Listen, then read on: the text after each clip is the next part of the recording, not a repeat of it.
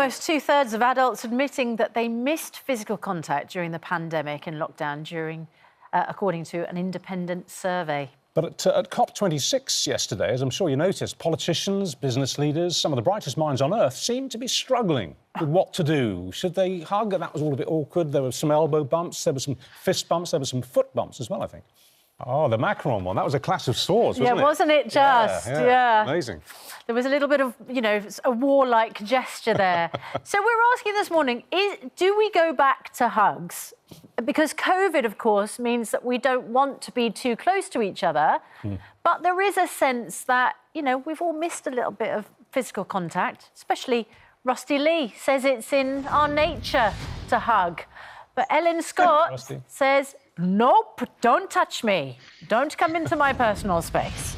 Rusty, obviously, the risk of COVID is still live and present.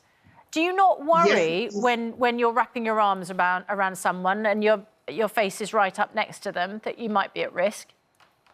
No, I don't worry about that at all, because we've all been through so much. By the way, here's a virtual hug for you all. You see, virtual hugs I'm very comfortable with. She's happy with, yeah.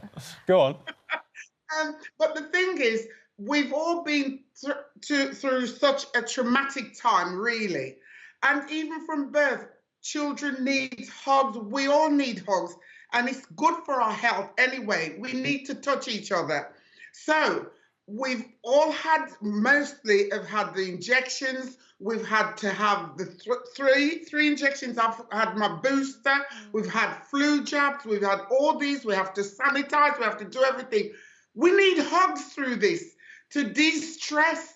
We need to touch each other. We really, people are meant to have physical touch, whether it's an elbow bumping, you know, what's this elbow? I don't like to be given the elbow. I want to...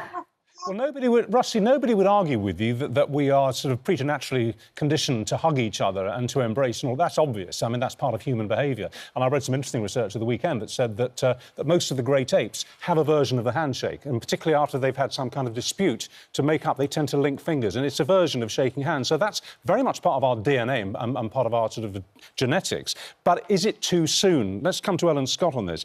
I mean, obviously, you're not against hugging and shaking hands and kissing and all that, per se. You just think it's too soon, don't you, Ellen? I think it's too soon. And also, frankly, I don't want to say I'm anti-hugging, but I'm not personally a hugger. I find it awkward. I like it with people who I'm really close with. But in terms of colleagues and people that I've just met, I'm just not, it's not good for me. And I'm not alone in that. Like, I've spoken to a lot of people who said they've been weirdly grateful during COVID to have an excuse to not hug, because it's so awkward to say to someone like, I'm rejecting your hug. There's no easy way to say that. So when someone, OK, so just give us an example. Before COVID, when someone came in for a hug, did you feel like you sort of had to reciprocate, even if it was just a work colleague? Yes, always. Like, it's really difficult to say no, and now, sometimes it makes you uncomfortable. What do you say?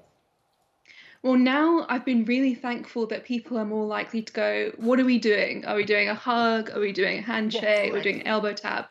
And I can just go like, waves are great. Well, you're being very honest. You're basically saying that it's your personal taste that you're putting at the front here, actually over and above the argument. But you are here to make the argument. OK, so we get your personal tastes. But if you see two other people, and you're stepping back from them, if you see them hugging, do you think that they're taking a risk with their health? That's what this is about. I think in some ways, yeah. I think that the conversation that we're having at the moment is with the government hugging versus elbow tapping. And I think that they do have a responsibility to continue elbow tapping, if only to show the rest of us, like, COVID is still a risk, it's still happening. And while I'm not saying that, you know, don't hug your loved ones, maybe we shouldn't be rushing into, you know, going wild and hugging everyone. COVID is still a risk. But it's not as big a risk as it was. We know that because of the vaccines. The link between serious illness, hospitalisations and death has dropped dramatically. So let's ask the doctor, are we OK to hug each other now? No. No. Unfortunately not. And Rusty Lee knows that she would be one of the first people I would hug if I thought it was safe. Absolutely. Look, we all love a hug. I'm I like I'm a very warm tactile hug as well. as much as the next person. But look, right now, it's not safe to do. We're still in a pandemic. We had 1,000 people die in the last week. We had 7,000 hospitalisations up till October That's the 26th. such a wake-up call, Dr. And Hilary. hugging... 1,000 in the past week. There you go. And 40,000 cases a day. Now, when you hug somebody, you are in very close proximity You're to them. breathing in their air. You're breathing in their air. It's not as bad as the continental kiss on either cheek because your face actually passes in front of their exhaled air coming from their breathing. And you notice that at COP26 they weren't doing the kissing on either cheek. No, this but time. of course we were at the Pride of Britain Awards, and celebrities love a kiss on the cheek. Yeah. And so there was a little bit of an etiquette because sometimes you know, those celebs that you might see, they're not asking. No, absolutely. They're going in for a well, I mean, you can mitigate the hug. I mean, what I'm saying is be selective with your What about hugging. shaking hands? Shaking hands? No, you're not. No. Well, you're shaking hands if you're hand sanitising.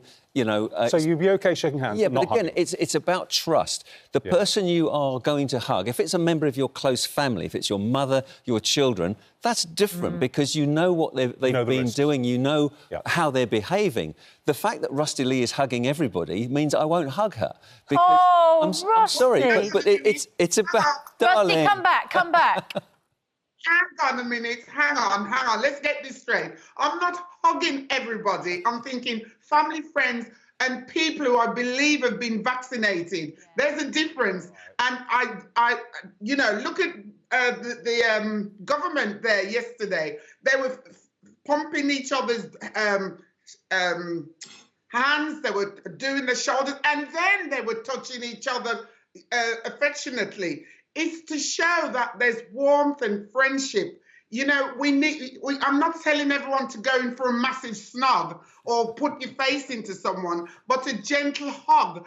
That's it. Friendship and human touch. Okay. We've all had our vaccination. At what stage do you say, OK, let's get sensible now. Let's get back to being human again and show love. Well, the time to do that is when cases are much lower. And when we're hugging people that we know are behaving in a socially distancing, sensible way, not going to mass gatherings, wearing masks, hand sanitising. You know, we can mitigate the risk of a hug if we're selective. All right, Rusty, I'll tell you what, let's put a date in the diary for a hug in the new year. OK? We'll have a New Year hug. All right. And I will sanitise my hand, and I've got my jab, so you're safe. And I'll use my mouthwash, because apparently that's important as well. OK. No, apparently there are mouthwashes which add protection. There are mouthwashes that actually act as a protectant, aren't they, in terms of the... Well, so they say. So it doesn't protect anything that you're breathing out of your nose, of course. No, I mean, I've got my doctor's hat on here. I probably sound really dull. No. But actually, you know, hugging is not safe at the moment. We get the message. Because of the 40,000 cases a day. Yep, we hear you. You're right.